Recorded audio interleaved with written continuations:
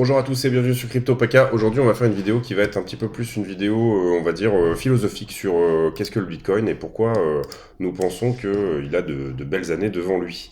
Donc, on va parler d'argent, on va parler d'inflation, on va parler de choses vraiment intéressantes par rapport au cas d'usage qu'a le Bitcoin actuellement et ce pourquoi il a été créé et ce pourquoi, théoriquement, il devrait nous donner, dans les 5 prochaines années, des très belles choses. Pour commencer, qu'est-ce qu'on a comme graphique là sous les yeux? Eh ben, tout simplement, on a le graphique du S&P 500, c'est-à-dire les 500 plus grosses capitalisations américaines. Et là, on voit qu'effectivement, on est dans une jolie parabole, là, ici, comme vous voyez, depuis vraiment ce bas là, principalement de la fin de la crise de 2008 et qu'on est dans une jolie parabole avec ce petit dip qu'on a eu là en mars dernier.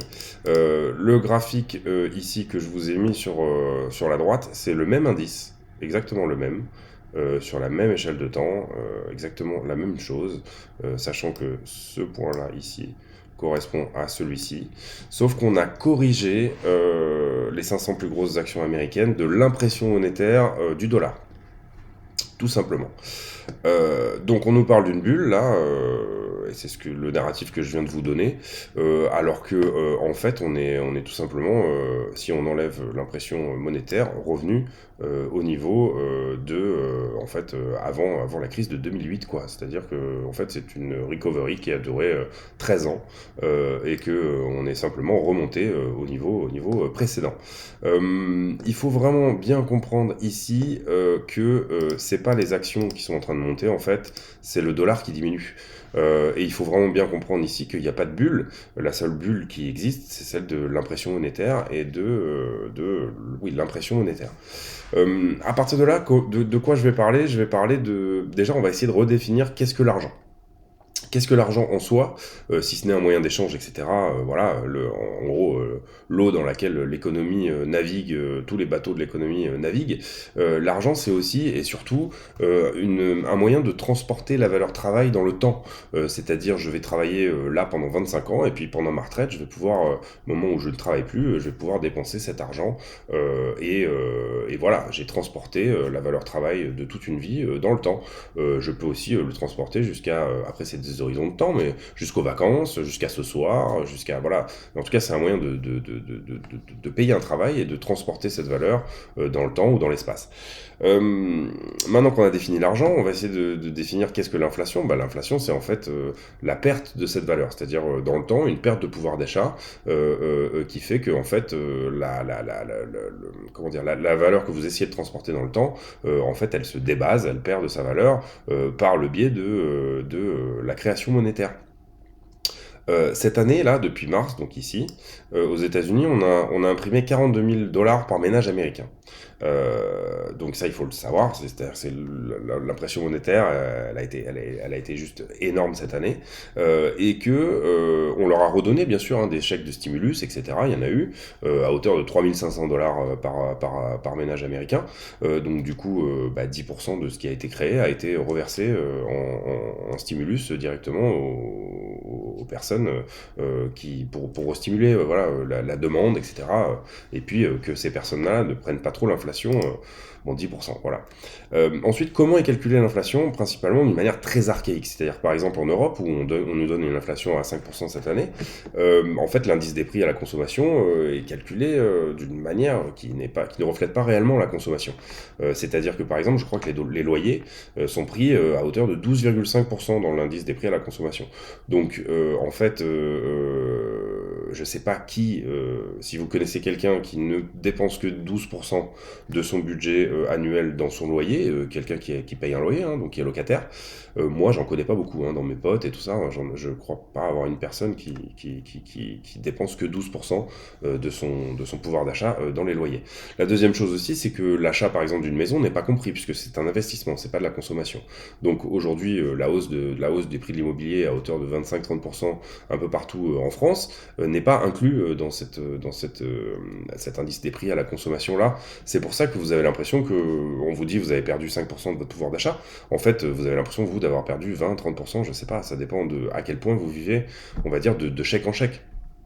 À partir du moment où vous n'avez rien à placer et que vous n'avez pas pu profiter de ça, ou alors que, comme là, moi j'ai pu le faire cette année, j'ai pris un crédit immobilier par exemple, on est en train d'acheter une nouvelle maison là, et ben du coup on m'a dit gardez votre argent en banque, gardez votre patrimoine, on va vous prêter de l'argent. Donc la banque va vérifier que vous n'avez pas besoin d'argent et elle va pouvoir vous prêter cette somme dont vous n'avez pas besoin en fait. Maintenant c'est le travail des banques, c'est ça. Et du coup vous allez pouvoir accéder à cette inflation, à cet argent fraîchement créé, vous allez pouvoir y accéder via le crédit. Et donc du coup, en fait, à qui profite l'inflation? Elle profite aux gens qui ont déjà de l'argent. C'est malheureux à dire, mais c'est comme ça. C'est exactement l'inflation, c'est le vol de personnes qui ont déjà de l'argent via le crédit de manière à en avoir plus et à vous voler cette espèce de transport de votre valeur travail que vous avez dans le temps, à vous en voler une partie, de manière à elle se la restituer pour elle-même sous forme de crédit, tout simplement. Je vais pas m'étaler là-dessus des heures et des heures, mais vous avez compris un petit peu l'idée. Vous avez compris là, je pense que par ce graphique, vous avez compris qu'en fait, alors je pourrais vous en montrer d'autres, mais en gros, ici, là, donc en 2020, on est au même niveau que là. Alors que ce qu'on voit dans les courbes, c'est ça. Voilà. En fait, voilà, il s'est passé ça. C'était flat. C'est resté flat. Il n'y a rien du tout, il n'y a pas de bulle, il n'y a aucune action qui est surcotée ou quoi que ce soit. Il y a simplement une baisse du dollar en face. Si je vous montre la même chose pour le CAC 40, donc en France, bah là c'est pareil, hein, on est en dessous même. En fait, le CAC 40 a perdu de sa valeur corrigée de l'impression monétaire en dollars, puisqu'on considère que aujourd'hui il faut réfléchir comme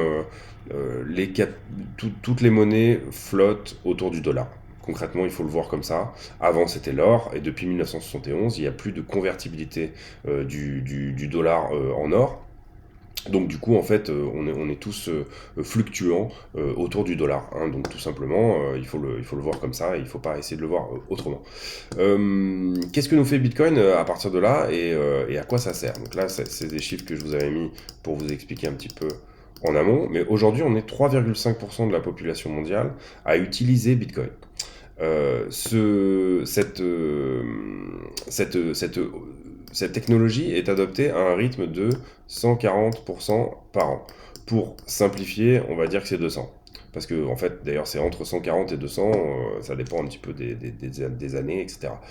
200%, ça veut dire que l'année prochaine, on sera à 7%. Vous êtes d'accord avec moi?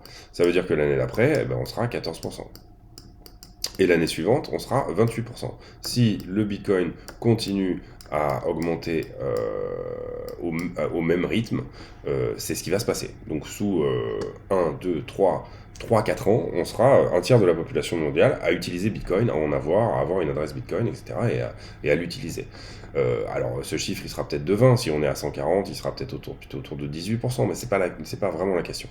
Bitcoin obéit, comme toutes les nouvelles technologies, à la loi de Metcalfe. La loi de Metcalfe, c'est par exemple, imaginons que on est au début du fax et je suis tout seul à avoir un fax dans le monde. Mon fax n'a absolument aucune valeur.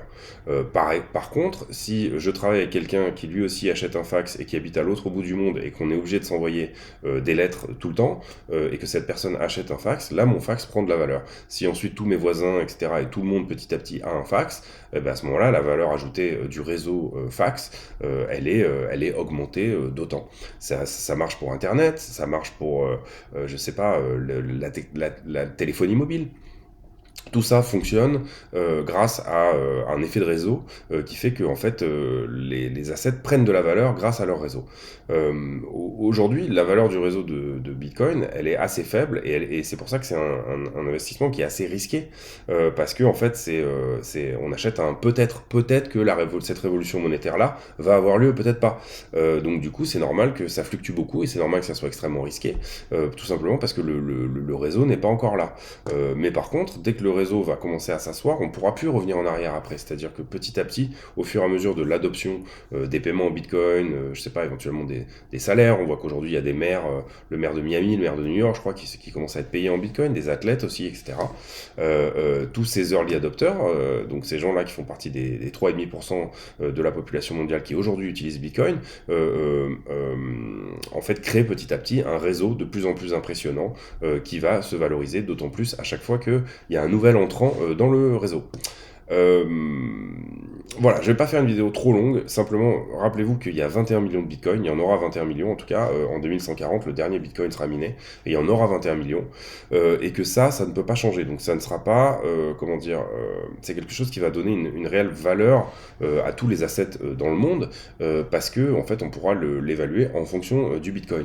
À partir du moment où de plus en plus de gens auront adopté et où on sera un effet de réseau qui sera suffisant, bien évidemment que le prix du Bitcoin va fluctuer de moins en moins et il va se stabiliser à un certain niveau. Alors quel sera ce niveau? Je ne peux pas vous le dire, mais on peut imaginer qu'avec une certaine demande, avec 10 fois plus de demande que celle d'aujourd'hui dans 3 ans, théoriquement le prix serait censé s'envoler vers le haut ou pas, c'est ça que je veux dire. Le prix nominal et le prix d'équilibre du Bitcoin, il va se trouver tout seul. On ne sait pas à quel endroit et à quel niveau il a réellement une valeur qui sera celle à laquelle il va au final arriver et stagner. Mais on peut se dire que ça sera une valeur qui est bien supérieure à la valeur actuelle.